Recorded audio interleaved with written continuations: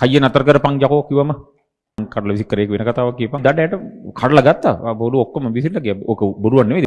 දැන් මේ දවස්වල එන අත්දැකීම් තියෙනවනේ. කුරුණෑගල ක්ලාස් එකේ එදා කයිය නතර කරපන් යකෝ කිව්වම හරි කනගාටුදායකයි. කනගාටුදායක නේ. දැන් මේකෙත් එදා එක දෙන්නෙක් කෑව දැක්කනේ.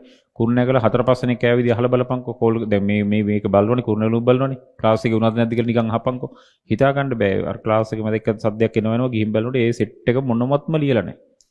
මොනවත්ම ලියලා නැහැ. ඒකේ පොඩි අගය කරන්න දෙයක්ත් තියෙනවා. මේ මම නොහිතපු දෙයක්. සාමාන්‍ය මේ දැන් කාලේ ඉස්සර නෑ. ඉස්සර මොකටද දුන්න ගමන් ඌ සාමාන්‍යයෙන් ටිකක් තරහ වෙලා ක්ලාස් එකෙන් යන ගතියක් අඩුයි. එහෙම නෑ. ඌ එනවා වගේ මම දැකලා තියෙනවා.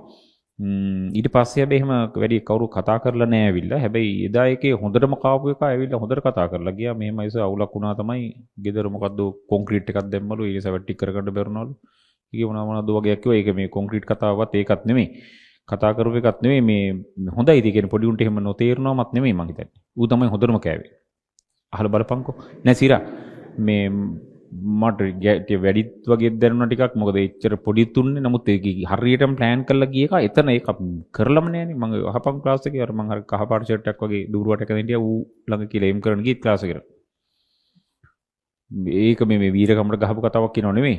අර මාළ වල්ලු දාගෙන හේ සෙට් එකක් හිටියා කෑවා නියම කෑවා. මාළ දාගෙන හිටියා වල්ලු දාගෙන හිටියා ඇට මාළ එද්දා හිටියා බල අහලා බලපන්. නෑ සිරා මේ අතේ දඩයට කඩලා ගත්තා. බොරු ඔක්කොම විසිරලා ගියා. ඔක බොරුවක් නෙවෙයි බොරු නෑ ඉතින්. දාපි ගහපු තැන අහලා බලපන්. ඒ වටේ පිටිනුම් කීපි බොරුවට දාපන්. බොරු කියන්නේ ඊපස්සේ අපි එතන හිටියනේ කියලා කියපන්. ඔය මාළේ නම් කඩලා විසික් කරේ වෙන කතාවක් කියපන්. අර ඇට මාළේ කොල් දා එකක් භාගයක් ලියලා එකක් ඒ අර වර්ධනය වෙලා නැති ප්‍රශ්නයක් යකෝ තියෙන. ඒත් ඔපේ ඒත් ඒ උන් මැත්ස් වලට ගැලපෙන්නේ නැහැ. ඔතන වීරියෝ වෙන්න ඕන මේ වැඩ කරලා වැඩ වලින් වීරියෝ වෙන්න. මැත්ස් කරන එකේ මොලින් නැතු ඇඟෙන් වීරියෝ වෙනවා. මේ ඇඟ හැඩ කරගෙන වීරියෝ කොණ්ඩේ කපාගෙන වීරියෝ පිස්සුද යකෝ. මැත්ස් කරුණ අපිට ගැලපෙන්නේ නැහැ. අපිට ගැලපෙන සමාජයක අපි ඉන්න ඕන. උඹලා ඒක තේරුම් ගන්නත් ඕන.